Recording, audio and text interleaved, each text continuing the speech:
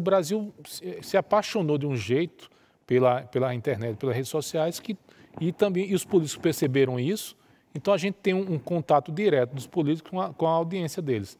Isso gera tudo isso que a gente está vendo.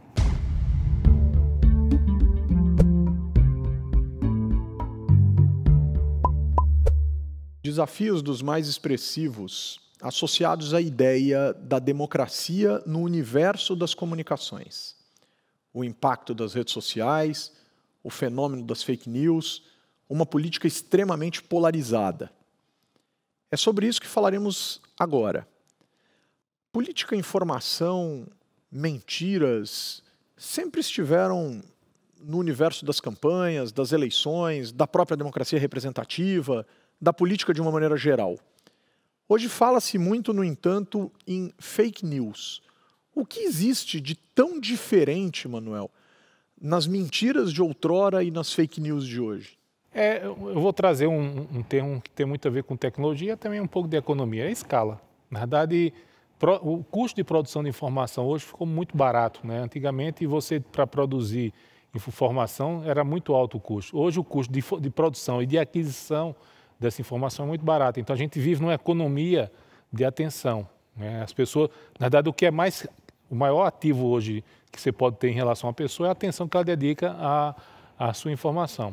Só um exemplo, ó, se a gente pegar a quantidade de notícias que foram publicadas no Brasil, em sites de notícia, entre janeiro desse ano e até ontem, por exemplo, são 70 milhões de artigos.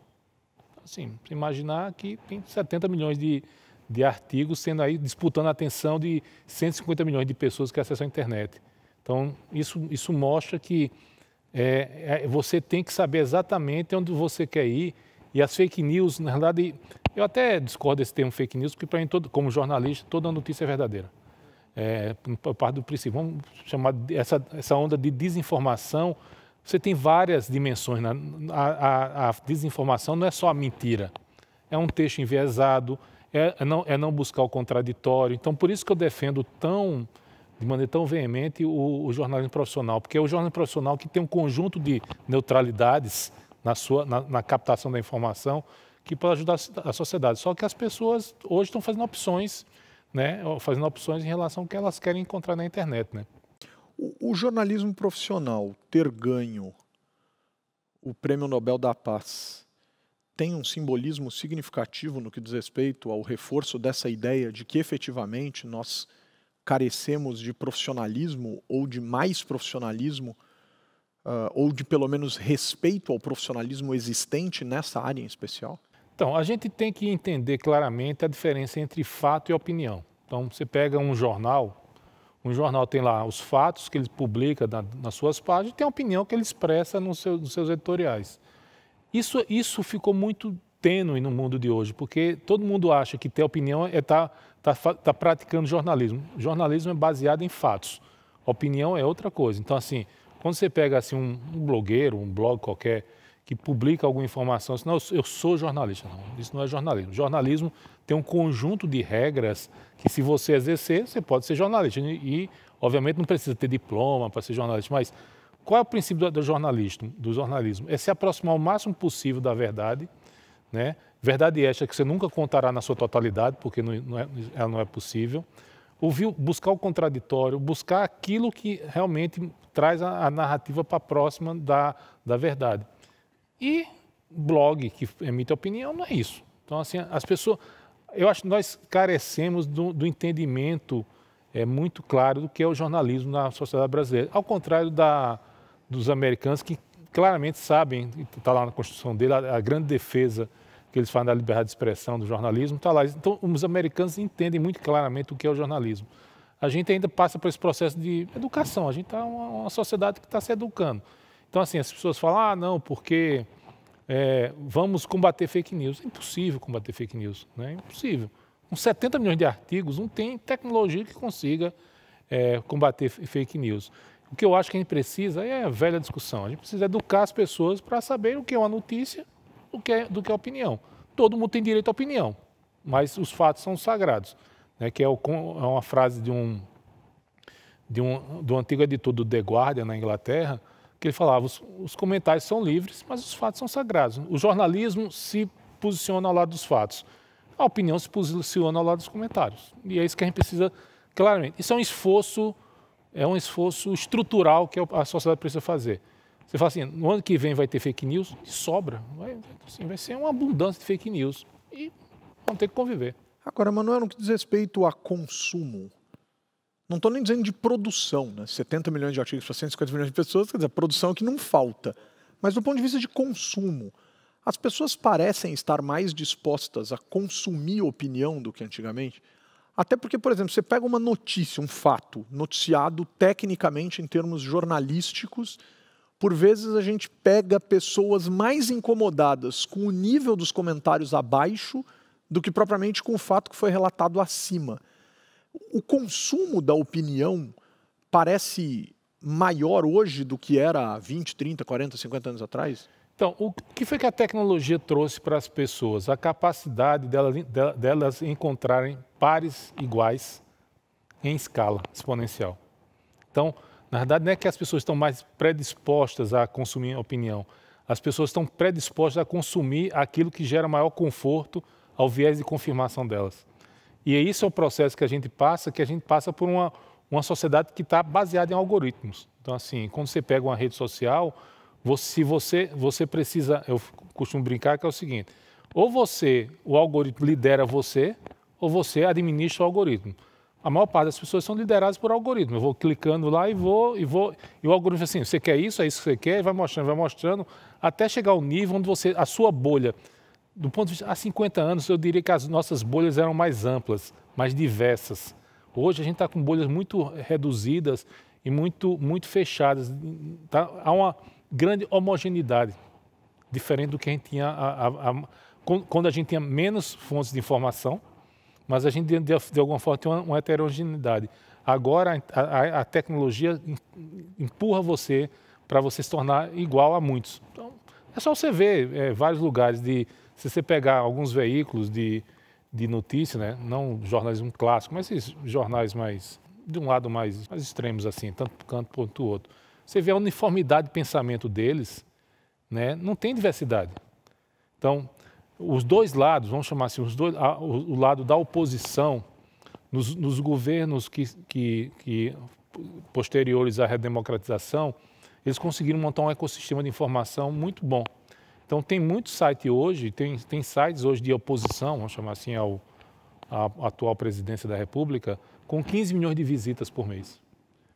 Né? Tem sites que apoiam o presidente, que também tem 15 milhões de visitas por mês, que foram criados há menos de 2 anos. Então, na verdade, enquanto esses sites mais... Vamos classificar assim, né? Que é a melhor classificação que se pode ter. Se a gente arrumar outra, a gente muda da conversa, mas... sites mais à esquerda, eles foram sendo construídos ao longo desses anos, principalmente dos 14 anos dos governos do PT. Então, eles foram construídos e montaram o seu ecossistema de informação. A gente monitora lá na empresa os 20 maiores sites de oposição. Eles devem ter algo em torno de uns 40 milhões de visitas. Também monitoramos os 20 maiores sites de apoio ao presidente Jair Bolsonaro. Eles têm 39 milhões de visitas. Então, assim... tem um equilíbrio aqui nos extremos muito grande. Então, onde é que o jornalismo entra? Ele entra no centro, aqui no meio. Só que, na verdade, o que se disputa é a atenção. E a atenção, você só chama atenção pelo inusitado, aquilo que desperta paixão ou polêmica. E o jornalismo profissional não faz isso. Então, é imperativo que os jornalistas entendam o papel. Quando eu vejo um jornalista entrando em discussões de polarização, eu acho isso estranho. Por exemplo, como a gente estava conversando aqui anteriormente, existem valores que não podem ser questionados, são axiomas. Então, a democracia é um valor. Se alguém mexe nesse assunto, a gente tem que partir para cima. Mas também não dá para ficar tudo que acontece numa administração pública, você ficar criticando. Então, esses dois polos são bem interessantes. Enquanto o polo mais à esquerda, né, a gente fez alguns experimentos lá na empresa, a gente pegou assim, o polo à esquerda, ele lê o site de esquerda, mas também lê o jornalismo clássico. Então, os sites do Estadão, da Folha, do Globo, eles leem também. Tem uma taxa de afinidade. O polo de apoio ao presidente, né, que as pessoas classificam como bolsonaristas, esse polo ele se alimenta só da informação produzida naquele ecossistema. Então, na verdade, a verdade que está lá é a verdade que eles acreditam. Eles não se sentem confortáveis de ir, de buscar informação em outros lugares. Por isso que o grande desafio da mídia, da imprensa, do jornalismo, é tentar trazer essa turma que está se alimentando de uma verdade só para outro cenário. Não, o interessante de te ouvir falar é que faz alguns anos atrás a gente se incomodava com o sensacionalismo, né? E a sensação que fica te ouvindo falar é que a gente já está na era do pós-sensacionalismo, né? Quer dizer, não é nem mais o sensacionalismo que incomoda. Agora, Manuel, o quanto dessa atualidade que a gente vive é do tamanho do preço daquilo que é novidade? Vou tentar ser mais específico na minha pergunta. Muito provavelmente, quando o rádio surgiu como meio de comunicação de massa, o universo político também sofreu seus dilemas. O mesmo aconteceu com a televisão, o mesmo aconteceu com a internet, o mesmo aconteceu com os blogs. Que instante é esse que a gente vive e que preço é esse que a gente paga? Porque, por exemplo, em termos das redes sociais, Humberto Eco morreu faz cerca de 5, 6 anos atrás, bravo com o impacto que as redes sociais poderiam trazer para o universo da política e da convivência, etc. O que disso fica? Quer dizer, que instabilidade é essa que a gente vê hoje e o que você consegue imaginar que possa ficar disso tudo para a nossa realidade política como algo que vai ser característica do nosso cotidiano? Na minha avaliação, a grande diferença entre o rádio, TV e a internet é que eu dei a cada pessoa, então estou falando a 150 milhões de brasileiros, um poder computacional semelhante ao poder que levou o homem à Lua. Isso permite que a cada pessoa seja um produtor de conteúdo, né, e um consumidor de informação em 24 horas por dia. Nós acompanhamos o que nós chamamos o ecossistema da política brasileira. Então, todo o conteúdo que deputados federais, senadores, presidente da República, ministros, ministros do STF, governadores, prefeitos de capitais, deputados estaduais e vereadores publicam nas redes sociais, né, publicam especialmente no Facebook, no Twitter, no Instagram e no YouTube. Nós desenvolvemos um software que captura isso, obviamente, seguindo todos os padrões de privacidade, seguindo tudo que as plataformas colocam à disposição da gente. Então, é tudo que é público, né? Na verdade, captura tudo que é público. Esse conjunto de agentes digitais, eles são seguidos por 418 milhões de perfis. Obviamente, tem a duplicidade, claro, né? Então, eu tenho um perfil, eu sigo o deputado senador, sou eu. A gente estima que algo em torno de 90 a 100 milhões de usuários da internet no Brasil acompanham a política brasileira. Então, claramente, a dimensão que a política ganhou, porque isso só acontece em um país carente de boa política.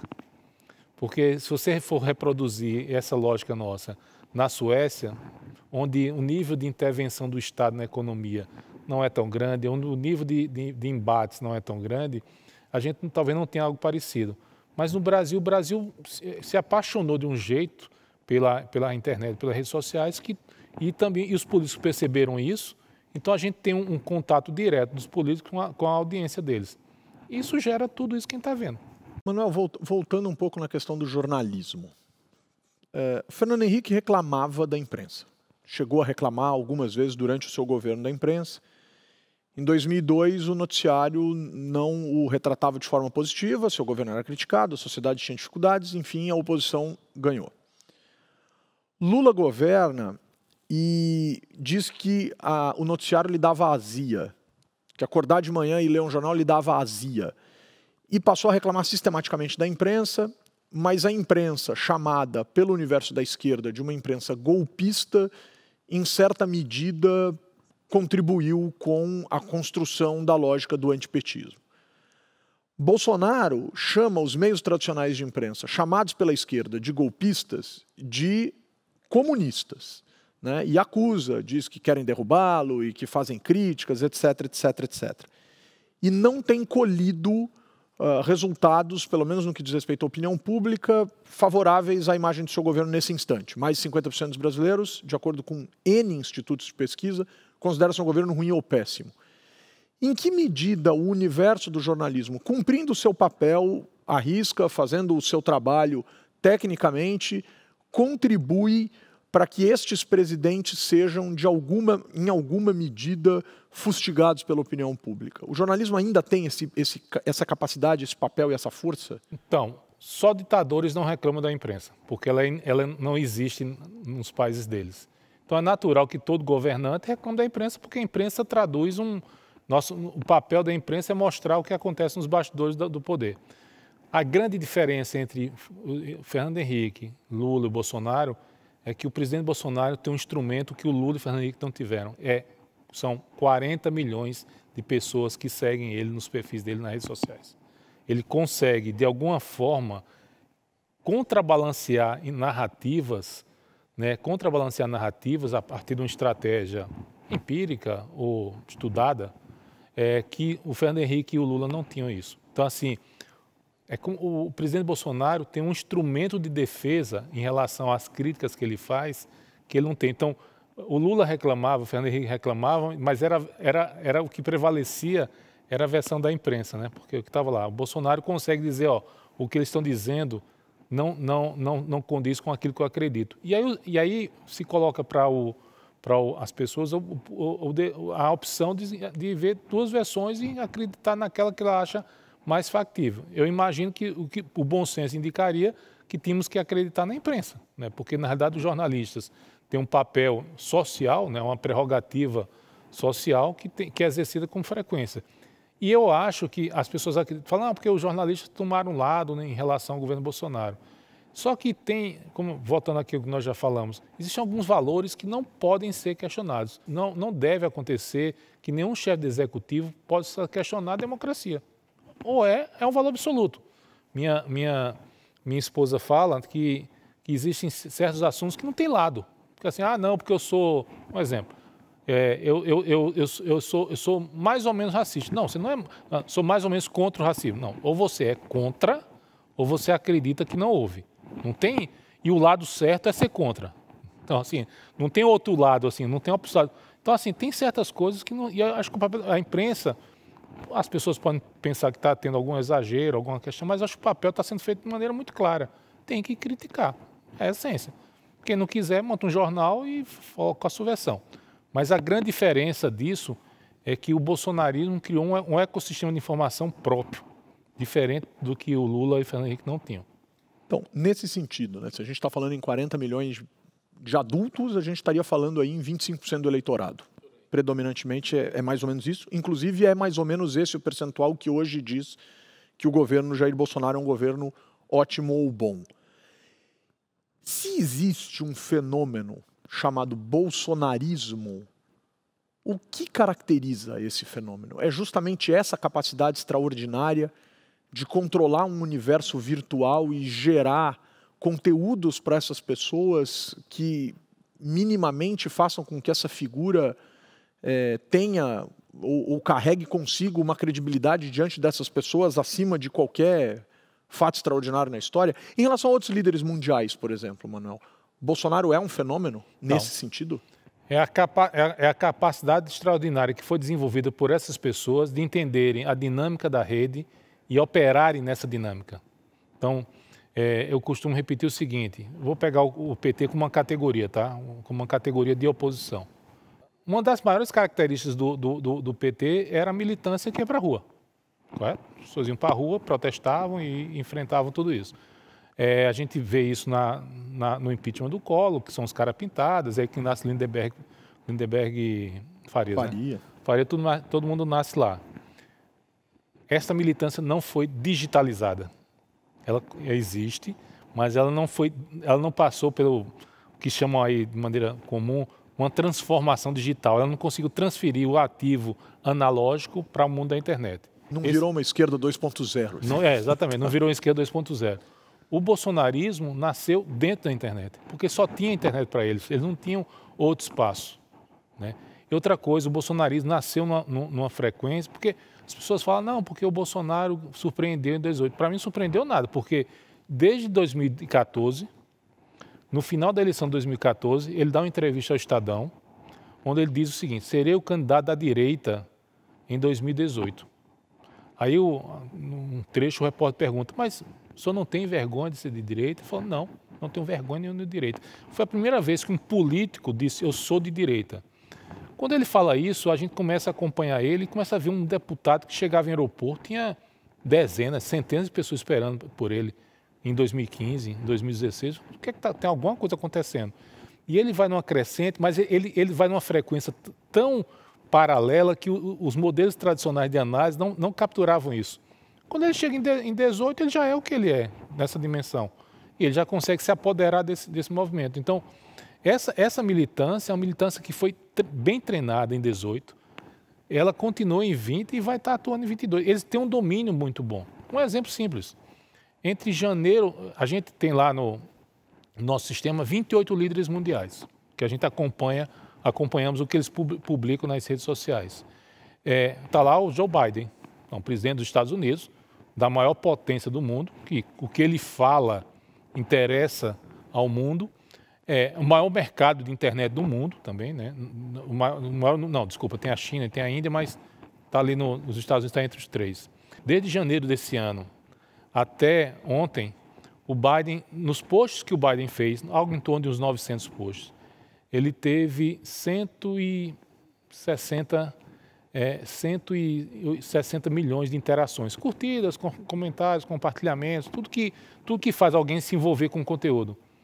No mesmo período, o presidente Bolsonaro teve 413. Então, eu estou falando de um presidente de um país secundário, né? E estou falando do presidente do país. Qual é a grande diferença do Biden e do presidente Bolsonaro? São modelos diferentes. A agenda de conteúdo do presidente Biden nas redes sociais é uma agenda institucional. Ele fala das grandes questões do governo dele. Publica uma foto ali com uma família ou outra, mas esse é o eixo. A agenda do presidente Bolsonaro é uma agenda que envolve institucional, envolve uma agenda de costumes, envolve eu sou igual a você, que é ao mostrar uma foto minha comendo leite condensado com pão, então ele humaniza a relação que ele tem de proximidade com o seguidor. O seguidor se sente mais próximo dele. Esse modelo do presidente Bolsonaro é um modelo seguido por um conjunto de outros líderes mundiais que seguem o mesmo padrão. O primeiro-ministro da Índia, o Narendra Modi, o presidente da Indonésia, é o mesmo modelo, que eles publicam sobre tudo dentro desse contexto dele. Então, não é só o governo que fala ali pelo institucional, que era o modelo do presidente Trump. Então, assim... Era isso que eu queria te perguntar, né? A despeito das camisas de futebol de times brasileiros e dos chinelos, a moda nacional, mas olhando para esse perfil do Bolsonaro em comparação ao Trump, por exemplo. Quer dizer, aí eu estou comparando o Trump com o Biden e permitindo uma comparação com o Bolsonaro. Se o Bolsonaro vai a 400 milhões e o Biden vai a 100 milhões, a quanto ia o Trump? Patamar parecido com o presidente Bolsonaro. E você percebe o seguinte, o governo americano tem um perfil no Twitter que é o POTUS, né? que é o codinome que ele dá ao presidente da República. Todo presidente que assume zera os conteúdos publicados e o novo presidente começa a publicar. O Trump, ele era mais ativo não no perfil POTUS, mas é mais ativo no perfil pessoal dele. A lógica do presidente Trump era uma lógica muito, muito, muito próxima ao que o presidente Bolsonaro. A saída do Trump... Um caso que bem chama atenção. A gente tem a gente desenvolveu um algoritmo lá na empresa para medir a capacidade de um agente digital dentro do seu contexto, dos seus pares, chamar atenção para os conteúdos que ele publica dentro das suas redes sociais. Então é uma função matemática lá, é um algoritmo, mas que mostra um resultado seguinte. Considerando os 28 líderes que a gente acompanha, de janeiro de 21 até hoje, o presidente Bolsonaro teve 28% da atração. Um terço de toda a atenção demandada na forma de comentários, conteúdos, compartilhamentos para esses 28, né? O presidente Bolsonaro concentrou 30% quase. Então, assim, não venha me dizer que é robô, só robô. Porque eu tenho, do lado de fora, do ponto de vista analógico, um resultado que mostra que tem 30% da população alinhado com esse pensamento. Então, assim... O grande erro de você ficar dizendo, não, é robô, é você negar, é você não entender o problema, não procurar entender como resolver e fazer isso, entendeu? Esse neopopulismo digital, É isso mesmo. se é possível falar isso, quer dizer, ele parece que age sozinho. Te ouvindo falar, eu fico com essa sensação assim de que o Bolsonaro parece que surfa essa onda, ele está lá naquela praia das ondas gigantes de Portugal, em Nazaré, surfando as ondas gigantes, e aparentemente não tem semelhantes no mundo e não tem semelhantes no Brasil. Só que essa onda gigantesca nasce, como você bem observou, Manuel, fora do poder. Ele vem se preparando, como você observou, né? De 14 a 18 ele cria um aparato gigantesco em torno dele. Aonde que, por exemplo, a esquerda, os partidos mais ao centro, os adversários políticos de Bolsonaro não perceberam que esse é um caminho aparentemente sem volta, ou que pelo menos esse é um espaço que também precisa ser habitado por outros agentes? Ou habitam sem a mesma eficiência, ou habitam e nós não estamos percebendo? Então, na verdade, esse contingente de pessoas, eles se encastelaram em modelos clássicos de análise, de fazer política, que não tem mais sustentação hoje. Em 18, menor dúvida, foi a hegemonia do presidente Bolsonaro nesse aspecto. Em 20, existem 3 casos que nós analisamos do ponto de vista de esquerda que entenderam essa dinâmica. Boulos, aqui em São Paulo, a Manuela Dávila, em Porto Alegre, e a Marília Reis, em Recife. Por que entenderam? O Boulos, existem posts do Boulos nos perfis dele sociais, o Boulos fazendo uma costela na casa dele, na cozinha da casa dele. Então, vem aqui para dentro de casa, vou te mostrar como fazer uma costela. Tem a ver com a política, a agenda que o Boulos se defender? Não. Isso ajudou o Boulos a ir para um segundo turno? Certamente. Agora, o que é muito importante deixar claro aqui, o que define uma eleição é que um candidato tem mais votos do que outro. A internet não ganha eleição, mas eu tenho certeza que ela forma opinião. Quando eu tenho um contingente, né, eu tenho hoje 2 polos, o polo bolsonarista e o polo lulista, né, que estão muito ativos, dando sustentação às suas bolhas lá. Mas tem um meio aqui que está em silêncio, que pode ser contaminado com uma narrativa ou outra. Então, quem faz, você sabe melhor que eu, as revoluções foram feitas não pela maioria, foram feitas por uma minoria organizada e focada. Foi assim que aconteceu com os bolcheviques. Em 1917, os bolcheviques não eram a maioria, só que eles eram muito focados e muito organizados e disciplinados. Então, a gente enxerga que aconteceu esse movimento na esquerda, e eu lamento muito, por exemplo, quando esse aprendizado adquirido pelo Boulos e pela Manuela não esteja sendo usado de maneira geral, porque os movimentos que eu vejo da oposição hoje em relação a 22 é tentar usar os modelos que falharam em 18, porque em 22 não vai ser igual a 18. As pessoas acreditam que 22 será diferente. Eu acho que vai ser uma evolução de 18. Esses 3 exemplos que você citou são exemplos de políticos à esquerda, né, em partidos de esquerda, predominantemente, PSOL, PT, PCdoB, enfim, né, um universo mais à esquerda, e políticos considerados, à luz do que a gente tem em termos tradicionais, políticos jovens ainda. Inclusive 2 com projeção nacional. Manuela Dávila era a vice-candidata na chapa de Fernando Haddad em 2018, Guilherme Boulos era candidato à presidência da República pelo PSOL em 2018, Marília Reis é uma política que ainda está muito no universo pernambucano, mas são 3 políticos jovens. Em que medida que isso também pode ser dado como uma característica de uma nova geração de políticos, em contraposição a um sujeito que, por mais que tenha 30 anos de política, percebeu essa linguagem mais atual e se fez em torno dela? Então, eu acho que no caso do presidente Bolsonaro, mais do que perceber, ele só tinha essa opção. Ele não tinha, porque mesmo nessa jornada dele que começa em 14, lá atrás, ele não tinha espaço na mídia para falar as visões dele que ele tem. Ele só, se não tem espaço na mídia, eu vou ter que construir um canal paralelo. Ele é fruto, né, ele é fruto de uma época que permitiu a ele ter esses canais de comunicação em paralelo com a mídia clássica. A grande questão à esquerda é que hoje, se eu fosse um candidato de esquerda, eu estaria tentando entender o que foi que o Boulos fez aqui em São Paulo. que sem tempo de... Porque o Boulos é a mesma situação do Bolsonaro em 2018. Ele não tinha tempo de TV. Ele fez a campanha basicamente pela internet. Ele usou o modelo que foi adotado pelo Podemos na Espanha, na eleição do Podemos na Espanha. Então ele usou esse modelo. O Boulos se humanizou.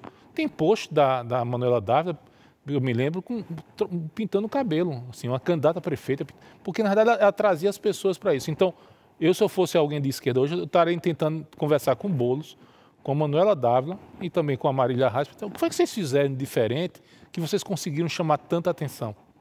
Entendeu? Isso é a grande questão, porque hoje ainda o bolsonarismo está, e é do ponto de vista de estratégia digital, o bolsonarismo ainda hoje tem uma vantagem muito grande em relação à esquerda. E eu não sei se em 6 meses, né, que é o tempo que a gente vai ter o início da eleição, vai ser suficiente para compensar isso. Entendeu? Então, eu não estou dizendo que o Bolsonaro vai se reeleger. Estou dizendo que ele tem um sistema de informação que dá muita força a ele. Hoje eu diria, posso errar como toda previsão você faz e às vezes não se confirma, que ele estaria no segundo turno. E não sou só eu, porque ele tem 30% das pesquisas. Sim. Agora, Manuel, esse sujeito tem o poder na mão, né? Ele tem uma estratégia muito significativa em termos de peso e em termos de eficiência no universo virtual. A esquerda tem um sujeito que tem um recall fantástico e tem uma lógica próxima do ideário das pessoas que ainda atrai muito, que é o ex-presidente Lula, que fez isso no chão, ao invés de fazer isso no universo virtual, né? A gente se lembra do Lula começando a trajetória dele como presidente, rompendo todos os parâmetros de segurança e indo para o meio do povo, ali na porta do palácio e coisas dessa natureza. Tá, então eu tenho 2 sujeitos com estratégias que podem ser diferentes, mas com comportamentos semelhantes no que diz respeito a essa aproximação com o cidadão comum. E você está dizendo que qualquer alternativa a isso precisa de tempo para se consolidar minimamente, por exemplo, no universo virtual. Nesse caso e nesse sentido, isso dificulta muito a existência de uma sonhada por determinados setores da sociedade terceira via, porque a gente ainda está discutindo quem seria esta pessoa, né, quando a gente aqui está dizendo que estratégias infinitamente mais amplas e mais complexas já deveriam estar em curso para que essas pessoas existissem na vida do cidadão comum. Não, isso que você está falando faz bastante sentido. Por exemplo, nós acompanhamos os 2 candidatos naturais, né? E acompanhamos todos os outros potenciais candidatos. Ninguém, neste momento, está conseguindo fazer frente a um lado e outro. Porque o que é que ganha uma eleição? A nossa avaliação é o seguinte: a política brasileira e a política mundial foi digitalizada. Ponto. Isso para a gente é uma verdade. Foi digitalizada. Mas o que é que ganha uma eleição? Hoje nós entendemos que o que ganha eleição é a densidade política que um candidato tem, que é o presidente Lula tem, somada à densidade digital. Um candidato com baixa densidade política e baixa densidade digital, esquece ele. Um candidato com alta densidade política e uma média densidade digital, o presidente Lula, consegue. E um candidato com alta densidade digital e também mas com uma baixa densidade política, considerando a rejeição como uma variável que impacta isso, o presidente Bolsonaro também faz. Então, na realidade, o que a gente precisaria hoje é ter alguém no centro que tivesse uma média densidade política, mas uma alta densidade digital para alavancar o discurso, porque o que o centro precisa hoje é escala. Isso você consegue só escala num país como o Brasil, nesse curto tempo que a gente só consegue com tecnologia, não tem outra forma. Na verdade, o centro tinha que estar agora, nesse momento, pensando como escalar o discurso em torno desse assunto. Não dá para esperar a eleição para achar que em 3 meses eu vou ganhar a internet. A grande ilusão que se vendeu de maneira geral no Brasil em relação à política é que, não, se eu tiver uma estratégia de internet 6 meses antes, eu vou ganhar. Não vai, não tem como ganhar, não vai ganhar. Na verdade, a mensagem precisa de tempo para ser construída, como tudo em comunicação. Desafios do universo do jornalismo, desafios do universo democrático, desafios do universo político e desafios, por que não dizer, também do universo virtual. Coloquemos tudo isso sobre uma mesma mesa e talvez tenhamos resumido aquilo que buscamos compreender nessa nossa entrevista, nessa nossa conversa. Um Brasil dialogou com Manuel Fernandes. Obrigado, Manuel. Eu que agradeço o convite, estou à disposição e, como você, eu sou um defensor intransigente da democracia.